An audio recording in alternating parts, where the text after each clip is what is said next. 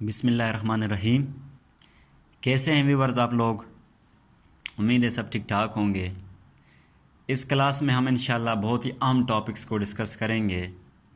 Last class में हम पढ़ चुके थे कि सब्जेक्ट क्या होता है और सब्जेक्ट की टाइप्स कितनी होती हैं। दो टाइप्स को हमने पढ़े थे, सिंपल सब्जेक्ट और कंपाउंड सब्जेक्ट। ठीक है, हमने कहा था कि एक सेंटेंस के दो पार्ट्स होते हैं। कितने पार्ट्स होते हैं? एक सेंटेंस के दो पार्ट्स होते हैं। एक पार्ट को हमने सब्जेक्ट कहा था, दूसरे पार्ट को हमने क्या कहा था? प्रेडिकेट कहा था। सब्जेक्ट क्या होता था? जुमले का वो पार्ट जिसके बारे में बात की जाती है, वो क्या कहलाता है? सब्जेक्ट कहलाता है। प्रेडिकेट क्या होता है? जुमले का वो part, the part of sentence which tells us that what the subject does or is.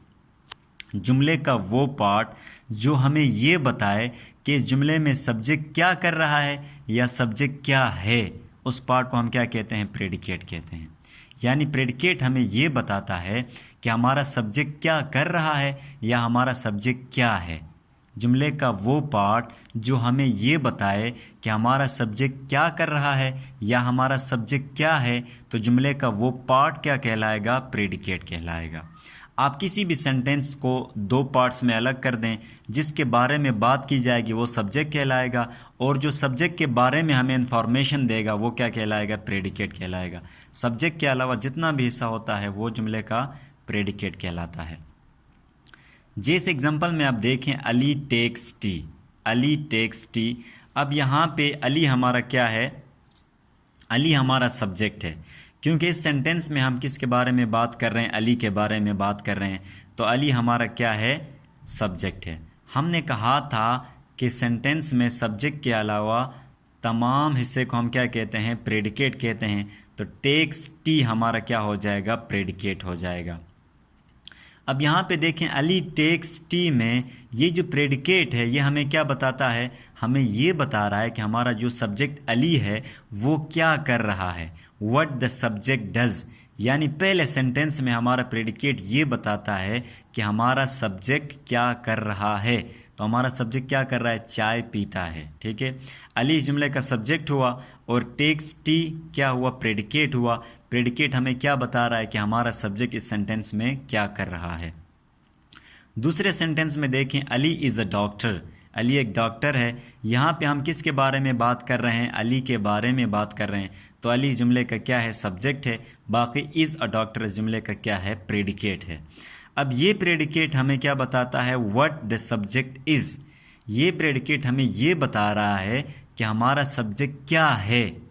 ऊपर हमारा प्रेडिकेट बता रहा था कि हमारा सब्जेक्ट क्या कर रहा है, ये प्रेडिकेट हमें ये बता रहा है कि हमारा सब्जेक्ट क्या है। इज़ अ डॉक्टर, हमारा सब्जेक्ट एक डॉक्टर है। अब पहले सेंटेंस में अली टेक्स टी में ये जो अली जो सब्जेक्ट है ये कौन सा सब्जेक्ट है? डूअर सब्जेक्ट है।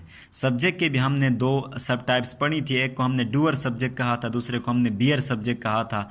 हमने कहा था कि जब हमारा सब्जेक्ट जुमले में कोई हरकत करे या कोई काम करे तो वो डूअर सब्जेक्ट कहलाएगा, और जब हमारा सब्जेक्ट जुमले में कोई काम न करे, हरकत न करे, तो वो बियर सब्जेक्ट कहलाता है। तो पहले सेंटेंस में हमारा सब्जेक्ट काम कर रहा है तो ये डूअर सब्जेक्ट होगा, और दूसरे सेंटेंस में हमारा सब्जेक्ट काम नहीं कर रहा है तो ये बियर सब्जेक्ट होगा।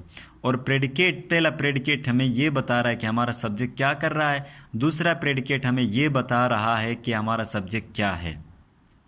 याद रखें कि ऐसा कोई प्रेडिकेट नहीं होगा जिसके अंदर वर्ब ना हो। कहते हैं कि सेंटेंस के अंदर वर्ब होना लाजमी है। अब सेंटेंस के दो पार्ट्स होते हैं, एक सब्जेक्ट होता है, दूसरा प्रेडिकेट होता है। सब्जेक्ट को अलग अलग कर दें तो बाकी बचता है प्रेडिकेट। एक प्रेडिकेट के अंदर वर्ब का होना, कम से कम एक वर्ब का होना लाजमी है।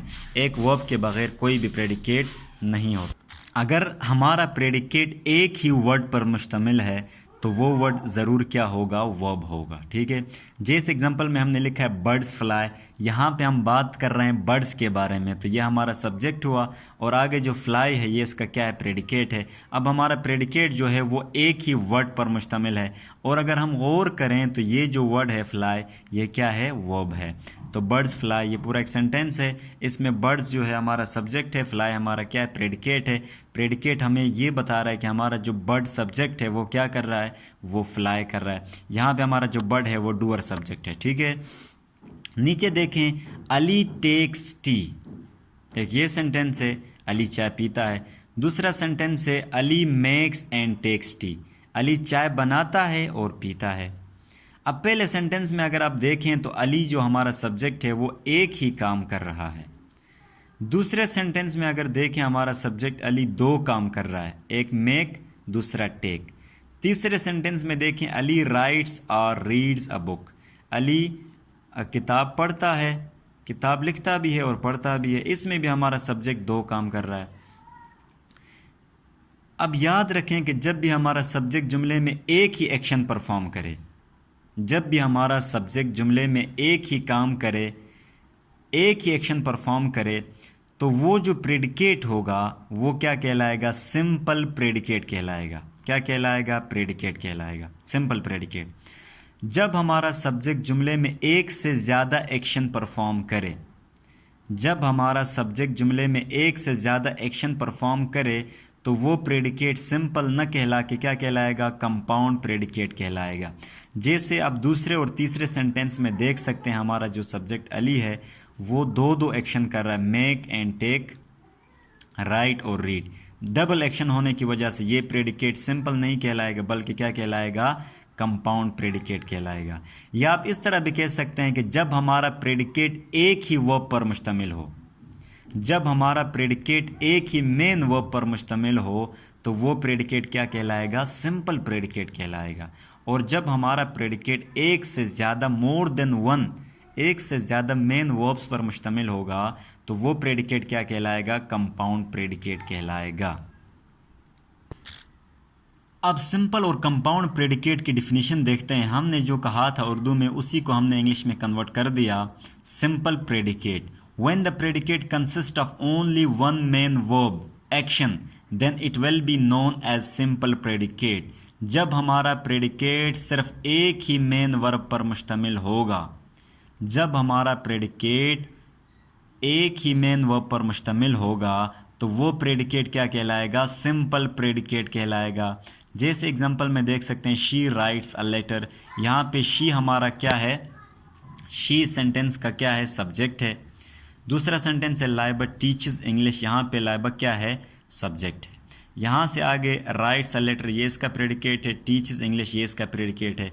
अब इस राइट्स अ लेटर में देखें तो आपको एक ही मेन वर्ब मिलती है, क्या मिलती है, एक ही मेन वर्ब मिलती है, तो ये प्रेडिकेट क्या कहलाएगा, सिंपल प्रेडिकेट। और दूसरे में देखें टीचेस भी, यहाँ भी आपको एक ही मेन वर्ब मिलती है, तो ये दूसरी प्रेडिकेट भी क्या कहलाएगी, सिंपल प्रेडिकेट कहलाएगी।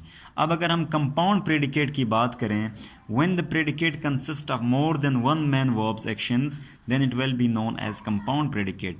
जब हमारा प्रेडिकेट जुमले में, जब हमारा प्रेडिकेट एक से ज़्यादा मेन वर्ब्स पर मुश्तमिल होगा, कंसिस्ट होगा, तो वो क्या कहलाएगा, कंपाउंड प्रेडिकेट कहलाएगा। याद रखें, जब भी हमारा प्रेडिकेट जुमले में एक से ज़्यादा मेन वर्ब्स पर मुश्तमिल होगा तो वो क्या कहलाएगा, कंपाउंड प्रेडिकेट कहलाएगा। और इन दो वर्ब्स को आपस में जोड़ने के लिए हम किसका इस्तेमाल करेंगे, कंजंक्शन का इस्तेमाल करेंगे। अब यहाँ पे देखें,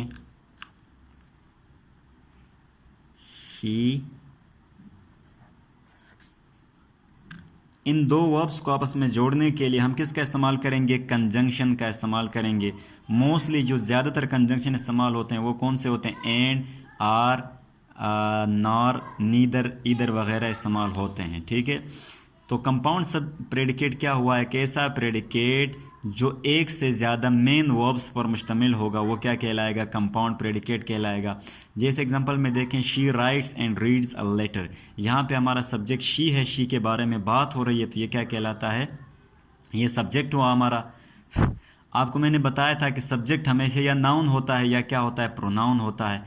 इसके अलावा नाउन और प्रोनाउन के अलावा कोई और पार्ट ऑफ स्पीच सब्जेक्ट की जगह नहीं पकड़ सकता, ठीक है। She writes and read a book, यहाँ पे शी हमारा सब्जेक्ट हुआ, आगे जितना भी हिस्सा बचेगा ये क्या कहलाएगा, प्रेडिकेट कहलाएगा, ठीक है।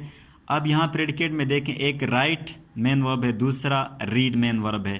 तो हमने कहा था जब हमारा प्रेडिकेट एक से ज़्यादा मेन वर्ब पर मुश्तमिल होगा तो वो क्या कहलाएगा, कंपाउंड प्रेडिकेट कहलाएगा। दूसरे में देखें, किरण रिस्पेक्ट्स एंड लव्स एवरीवन, यहाँ पे किरण हमारा सब्जेक्ट है, बाकी जितना भी बचा वो प्रेडिकेट कहलाएगा। अब इस प्रेडिकेट के अंदर एक रिस्पेक्ट वर्ब आ गया, दूसरा लव, दो वर्ब्स आ गए, दो मेन वर्ब्स आ गए, एंड के ज़रिए कनेक्टेड हैं, तो ये प्रेडिकेट भी क्या कहलाएगा, कंपाउंड प्रेडिकेट कहलाएगा। उम्मीद है आपको सिंपल और कंपाउंड प्रेडिकेट की अच्छी तरह समझ आ गई होगी। फिर भी कोई मसला हो, कोई कन्फ्यूजन हो तो आप कमेंट सेक्शन में लिख दीजिए। चैनल को सब्सक्राइब करना मत भूलिए और साथ में बेल आइकन को भी प्रेस कीजिए ताकि हमारे आने वाली नई वीडियोस की नोटिफिकेशंस आपको मिलती रहें। Thank you very much.